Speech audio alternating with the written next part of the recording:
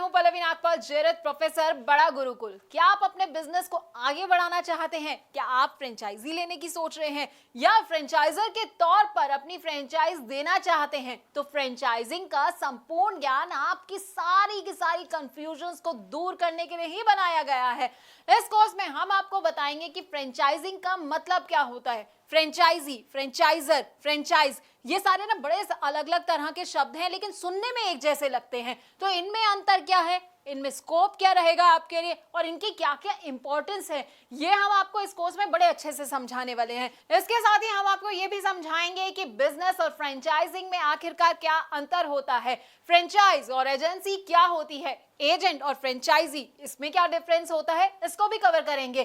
Franchise business से franchise और franchisor को आखिरकार क्या क्या फायदे होते हैं और उससे जुड़े क्या क्या रिस्क होते हैं। अरे भाई, फायदे जान रहे हैं तो रिस्क के बारे में भी तो जानना बड़ा जरूरी हो जाता है, तो हम आपको ये भी समझाएंगे। अब अलग अलग तरह के ना फ्रेंचाइज मॉडल होते हैं जो कि लोगों को पता नहीं होते हैं, तो आपके लिए कौन सा मॉडल सही रहने वाला है, फोको, फोफो, कोको, कोफो, अब इन सब के बारे में भी हम आपको बताएंगे। हम इनके फायदे तो आपको बताएंगे, साथ ही साथ ना इनके नुकसान भी आपको बताएंगे। अब सही फ्रेंचाइज बिजनेस चूज करते वक्त किन किन बातों का आपको ख्याल रखना चाहिए और फ्रेंचाइज बिजनेस से जुड़े कौन कौन से लीगल इश्यूज होते हैं, इसकी पूरी जानकारी भी हम आपको देंगे।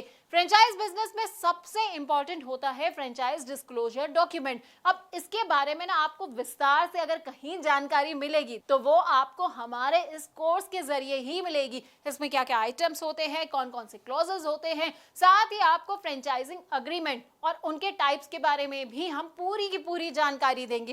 देखिए, फ्रेंचाइज बिजनेस को इवैल्यूएट करने का ना एक अलग क्राइटेरिया होता है, तो वो क्राइटेरिया क्या होता है ये हम आपको बताने वाले हैं।